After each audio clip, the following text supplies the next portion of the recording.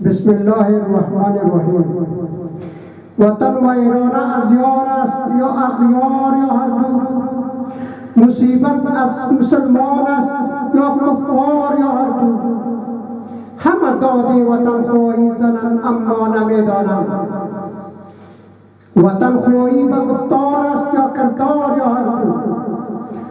پدران، مادران، خواهران و جوانان با شهامت کشور عزیز ما، قراره که شما شاهدان هستید اردنشینان ما در زمان کامپین های ریاست جمهوری گروه های خود را پاره می نمودند و وعده های چرب و نم را برای ملت رنجیده سپرده بودند. چی شد آن وعده های دروغین و فریب دهنده شان؟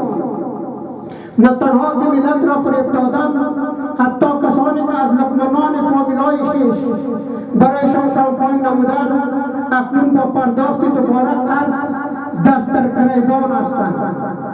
آیا برای اردنشینان جای شرم نیست که مدت بیش از 9 ماه می شود تا هنوز یک تعداد ولایات ما والیا ندارد و همچنان جنگ خانم منصور از طرف ISI پاکستان در 60 کیلومتری ارک رسیده.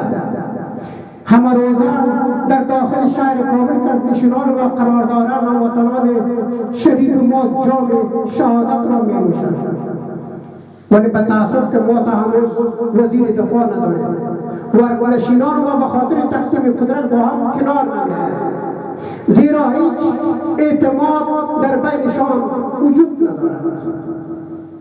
جالب اینجاست زمانی که در سایت وزارت محترم عدلیه داخل می شویم بیش از 70 حزب سیاسی ثبت و راجستر و بیش از 150 سازمان های اجتماعی ثبت کرده است.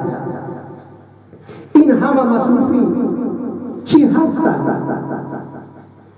در این مقطع زمان که کلتور وطن ما به کلتور دوستی، سر زدن، اختطاف، قتل، دهشت افغانی مبدل گردیده است و قانون از طرف خود حاکم که در قدرت قرار دارند نقض می‌گردد و قانون را زورمندان به نفع خود می‌چرخانند، ولی طبقه غریب و بیچاره و افرادی که دستشان به خون ملت آلوده نیست و یا شریک جرم خائنی نیستند در زیر پاهای زورمندان پایمال می‌گردند. در افغانستان ملی پیوستون کن حزب همبستگی مردم افغانستان با شدیدترین الفاظ اعمال اردنشینان را محکوم می‌نماید تا هر چیز زودتر با هم کنار آمده وطن و ملت را از این حالت نجات دهد. در غیر آن ملت بار دیگر برایشان نه تنها اعتماد نخواهند کرد بلکه لعنت برایشان خواهند فرستاد.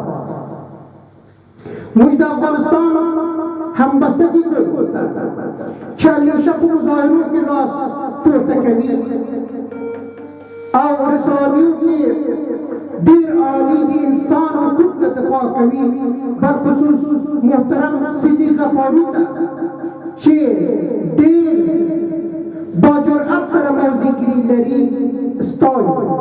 دوستان محترم، ما شما شاهد آن هستیم که در این روزها حزب همبستگی افغانستان متوجه باشید دوستان محترم که حزب همبستگی افغانستان و حزب همبستگی مردم افغانستان با هم تفاوت دارند. بنان حزب همبستگی افغانستان با وقت و زمانش با مظاهرات دست میزنند، از حقوق انسان دفاع میکنند و ما با فرد از اینا که ما میبینیم خواهرای ما و برادرای ما در اونجا در مظاهره اشتراک میکنند، قدردانی و تقدیر میکنیم. بخصوص خواهر عزیز ما سیلی غفاری که با جرأت دفاع میکنه از انسانیت، جای افتخار فرد ماست. ولی اقتدار ملیت پرستان تا پاهای گوناگون را بالایشان وارد میکنند ولی با جرأت میگوییم قربان شوم ستمی که وطن پرست باشد، قربان شوم هندویی که هزاره که ازبک و تاجیکی که وطن پرست باشد. مش اغا پختانو سر کار نلرو چه خائن او قاتل او داعش او قوم او ملت خیانت. در افغانستان ملی پیوستون کو دی هیچ کار هیچ که مالی کنی نمی خود دا زموی وظیفه ده چه هر چا چه شکار وکړه په ډیر قوت سره ورنه دفاع وکړو.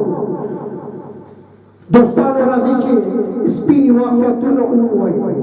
هره ورځ پښتانه څه دې خوا څه هغې خوا شیګان کېږي.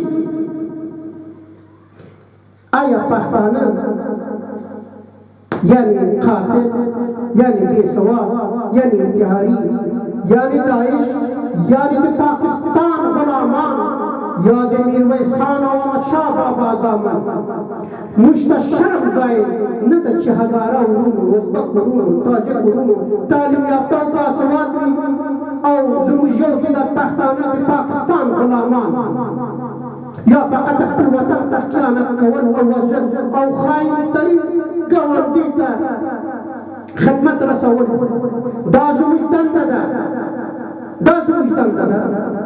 والله زه خو چې هره ورځ ګورم او اورم شرمېږم. قدرت ته رسېدل جنګ او ویراني لارې نه ده. دا لوی خیانت ځان ته، قوم ته، وطن ته. درست جامع مشتبه لعنت بهترین لار قدرت ته رسیدل صادقانه مبارزه او د خلق رای اخیستل او وطن ته خدمت کول. که چېرته تاسو وایئ چې وطن کې باریانان راغلي دي او زموږ وطن اشغال شوی ده، خو دا تاسې هسې خدمت کوئ چې هغوی پاتې شي د مملکت ته. ځکه چې که چېرته تاسو راشئ او د صلح له لارې نه قدرت ته ورسېږي او وطن کې صلح او امنیت ټینګ وي، هغوی زموږ مملکت کې څه کوي؟ دا تاسو هستئ چې پاکستان او هغوی بهرنیانو ته خدمت کوئ. آیا یو افغان ته شرم نه ده چې داعش هغه هم بیا ځان ته وایي چې زه افغان یم، زه پښتون یم. قراره که در این روزها در رسانه‌های از آقای گلبدین حکمتیار شنیده شد که با گروه داعش وابستگی خود را اعلان نمود. به خداوند سوگند خودم خجالت کشیدم که آقای حکمتیار یگانه ناکامترین رهبر تنظیم‌های محترم جهادی در تاریخ کشور بود و هست. همیشه خودخواهی و جاطلبی‌اش ای را عقب ماند که سبب ناکامی شد. افراد از زیر بیرق دولت وحدت اسلامی فعالیت و ایفای وظیفه می‌نمایند و خودش در این کار و آنها پنهان است. این راه مبارزه و به قدرت رسیدن است. آیا افرادی که دستشان مانند آقای حکمتیار با خون ملت آلوده است در دولت فعلی قرار ندارد؟ یک نه، دو نه، بلکه صدها وجود دارد. بهترین راه برای آقای حکمتیار کنار آمدن با دولت وحدت ملی می باشد و دولت وظیفه دارد تا وی را از لیست سیاه خارج نماید. داعش بودن به تاریخ مبارزه‌اش ننگین‌ترین نام ثبت تاریخ خواهد شد. در افغانستان ملی پیوستون کن حزب همبستگی مردم افغانستان با هیچ کدام تنظیم‌های جهادی و احزاب محترم سیاسی حتی طالبان دشمنی ندارد و نخواهد داشت. انتقاد کردن شیوه انسانی و حق مسلم هر طبقه کشور است. بنان حزب ما با هر تنظیم‌های محترم جهادی و یا احزاب محترم سیاسی که هدفشان صرف خدمت به وطن باشد، نه تنها تقدیم نموده بلکه در حمایتشان قرار خواهیم داشت. قراره که اکنون از حزب همبستگی افغانستان که خواهران ما در اونجا صف کشیدن تقدیر کردیم و یادآوریشان کردیم. ما دفاعگر هیچ خائن چپ و راست نیستیم و نخواهیم بود. هر که خیانت کرده جواب خود را خودشان بگوید و ما حاکم هستیم که ما آنها را محکمه نماییم. ما فقط با آواز بلند فریاد میزنیم که از راه جنگ پیروز شدن، تکرار میکنم دوستان محترم، از راه جنگ پیروز شدن بزرگترین ناکامی آن حزب یا تنظیم‌های جهادی است و می باشد. کشور عزیز ما